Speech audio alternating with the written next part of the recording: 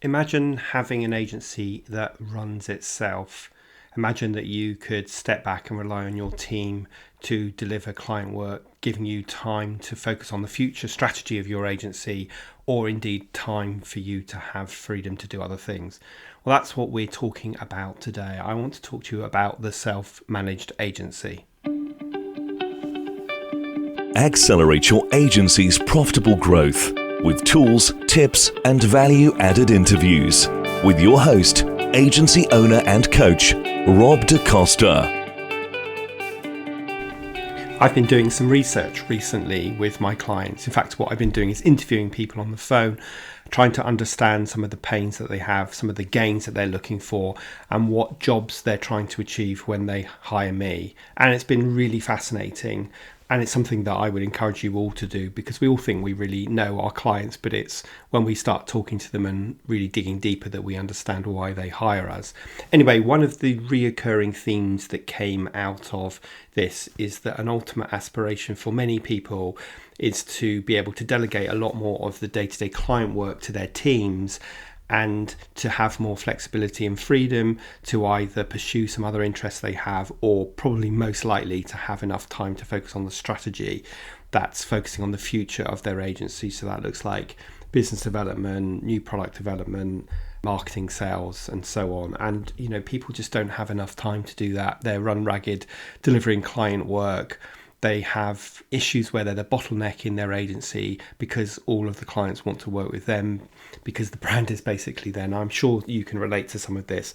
And this applies whether you are just freelancing and aspiring to grow your agency, whether you are a two-person agency, or whether you're a 30-man agency. All of what we're talking about applies today. And so what people want is to have ultimately a self-managed agency, i.e. an agency where the day-to-day running of the business happens without them, and all the client work is done to a really great level without them, and they have time to focus on the things that only they can do.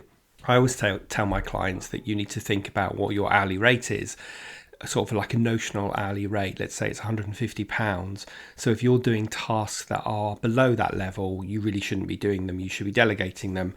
If you're doing tasks that are at or higher than that level, then they're the things that you should be doing. I suspect that you get this and you understand this, but somehow you're just being constantly pulled back into doing that client work. And no matter what you've tried, you can't break that cycle. You can't delegate enough work. You can't leave that work and trust that your team will do it to a good enough level, so you get sucked back in. Or you help win that business and then the new business wants you to work on the account. I'm sure, as I said, a lot of you will be able to relate to this. So ultimately, whilst you want the self-managed agency, you want that flexibility and freedom, but sadly it kind of just remains a dream that's slightly out of your reach. So in this podcast, I want to outline 6 steps you can start taking today to get to the point of one day having this self-managed agency. And as I said, if you're listening to this podcast as a one-person agency who wants to grow, then all the lessons outlined in this podcast, you can get right from the beginning to stop yourself going through some of those painful growth spurts, and to stop yourself becoming the bottleneck to growth. Now, some of the advice I'm going to give may seem pretty obvious, but sometimes we just need to hear it out aloud or be reminded of it. So the first point I want to talk about is that you need to start building your brand to be your agency, not just you. I recently did an interview with Pietro Ranieri, who runs the Ranieri agency. Now, Pietro was my first employee, and he stayed with us for 9 years, and then he left to set his own agency up. And I don't want to steal the thunder from that podcast, which goes live next week, but I do want to quote a point that Pietro said, which is, are you building an agency, or are you hiring a bunch of assistants to work for you? And this is a really good question. He made the point really well that if we are just hiring a lot of young people who can take admin tasks off us, then all we're really doing is building an agency full of assistants. So I'll talk more about this and staff in the second section, but it is a really good question to think about. Now, I understand that you're always going to be the best salesperson for your agency, and I never recommend my clients to hire external expensive business development people or using sort of lead gen agencies, because I think they very rarely work. And actually, you spending time on business development is probably really good use of your time, and it's going to be one of those steps that does take you towards being a self-managed agency.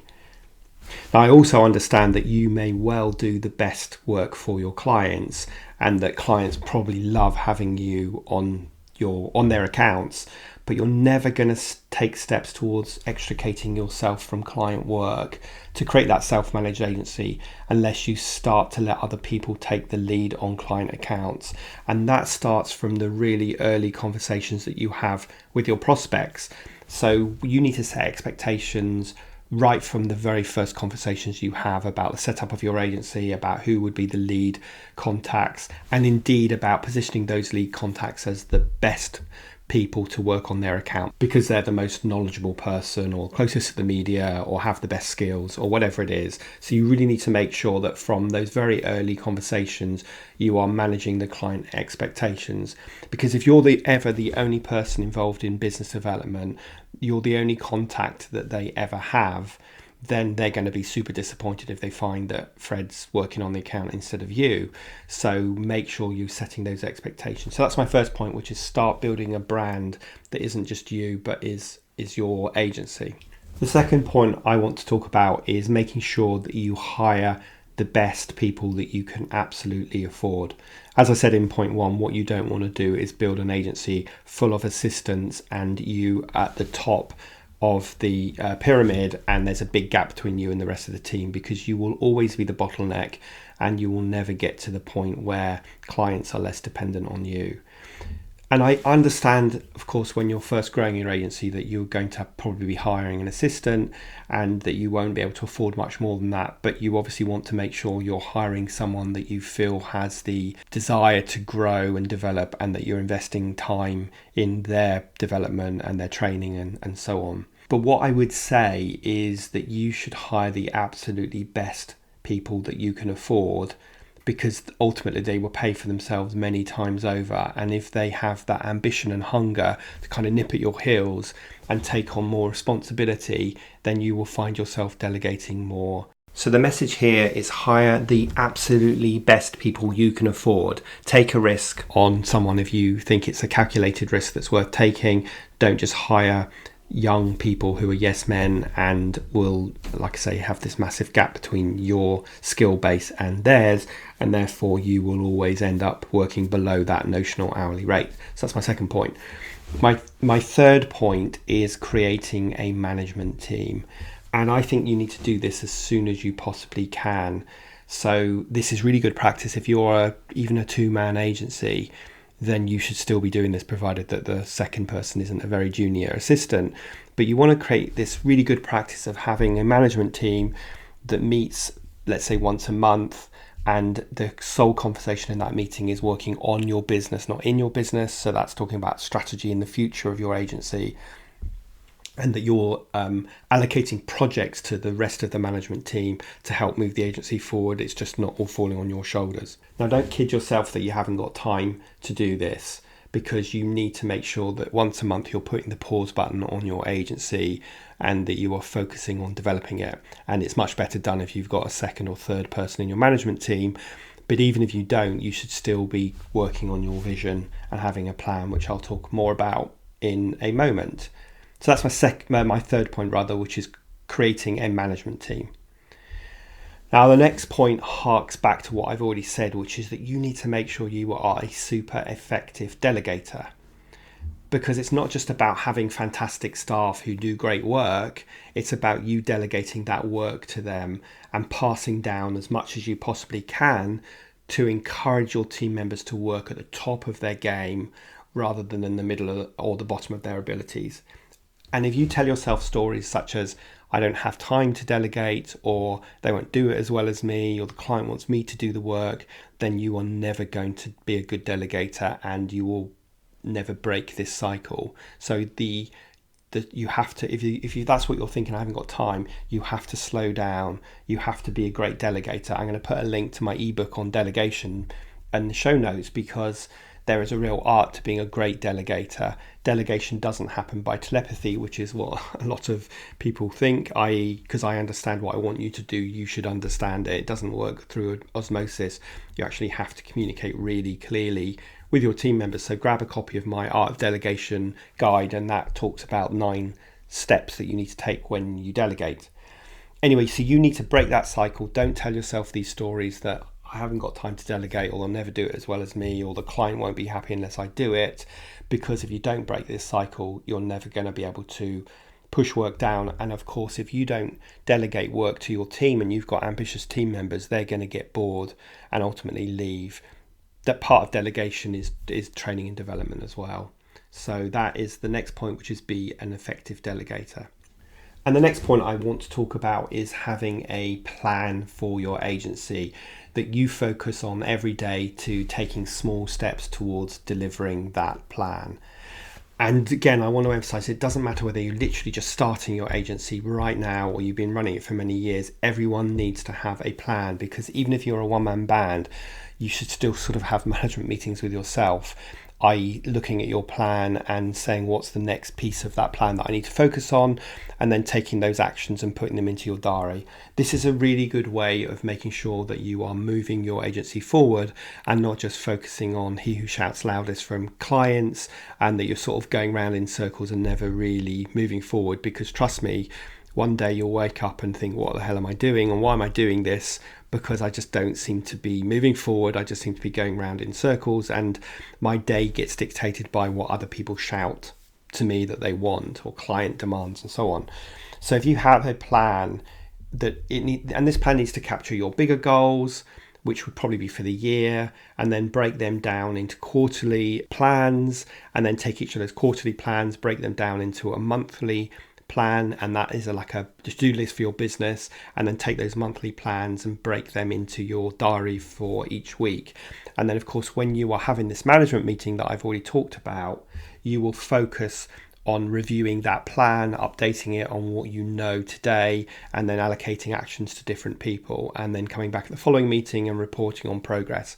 Really important that you do that, because of course one of the reasons why so many plans fail is because they're sort of done once a year or once every 6 months, and they're cast in stone and cannot predict at all what's going to happen. I mean, coronavirus is the best way of saying we could never predict in February what was going to be happening in April. So it's really important that with your plans, you meet regularly with your team if you have one, or you allocate time with yourself in your diary to review the plan, update it on what you know now so it's not cast in stone, and then have this mechanism from taking your bigger picture year, translating it into quarters, translating the quarters into months, the months into weeks, into your diary, so that, as I said, you're taking small steps every day to actually deliver that plan. So my sixth and last piece of advice on creating the self-managed agency is to get the structures in place in your agency today to create the growth that you want in the future. When you think about it, you can't build an extension to your house without first putting the foundations in place, because if you try to build an extension without the foundations, it's just going to fall down. And similarly, you can't grow an agency without getting the fundamentals right. And this means putting robust systems and processes in place.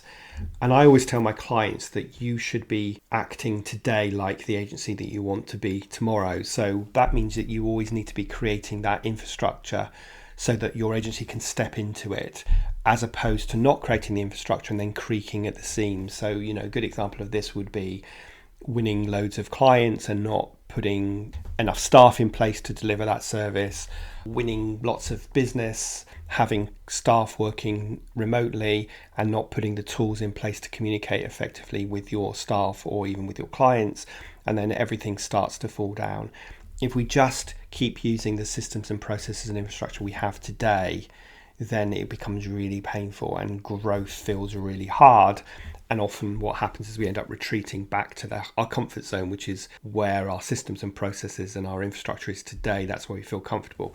So part of your management meeting and part of your planning needs to be looking at what infrastructure investments you need to make. And they can be a number of things. I'd say there's sort of 3 areas. They can be in systems and processes. So this would be software tools or documented systems and processes. They could be in hiring new team members to create more capacity in your agency.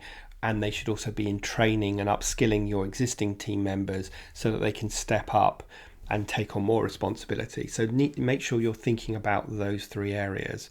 Now, you need to make this growth in an incremental way. If you think of a growth curve of any kind of business, it actually doesn't grow in that curved way. It grows in a stepped way. And that stepped way says put the infrastructure in place and then we can create growth. And then put the next piece of infrastructure in place and then we can create growth.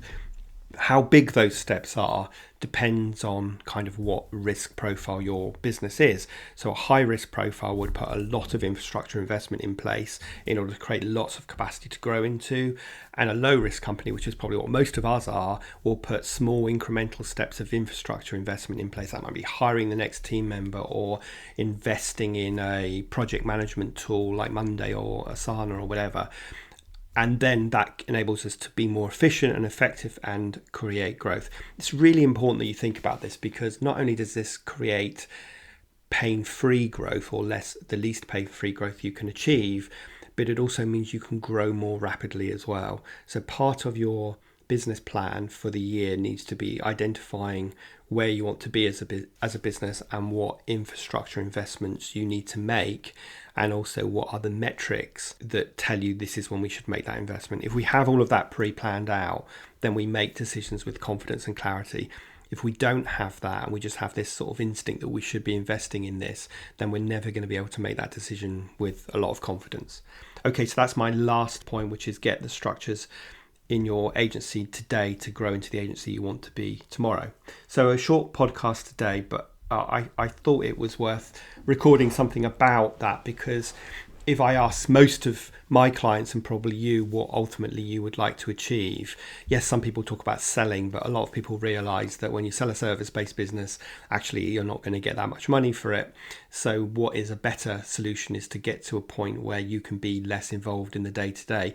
And if you've been running an agency for 10 years, that's really important, because you're probably going to get bored if all you're ever doing is doing the same old kind of client delivery work. So my audience is telling me that ultimately they'd like to get to this point where their agency can run themselves a bit more, so they can focus on the things that they are best at, the things that they enjoy, or even ultimately step away from the agency so they can pursue some other interests while still having some involvement in the agency as a chairman or non-exec director. So if that is your aspiration, I hope you found some of these points useful. As I said, in next week's podcast, I'm talking to Pietro from Ranieri, and he's grown to a multinational agency. So he's got some really good words of wisdom. So make sure you look out for that episode. And of course, as ever, please make sure you subscribe to this podcast and share it with your colleagues. And I would love you to leave a review as well if you found the content useful. But until then, I will see you next week.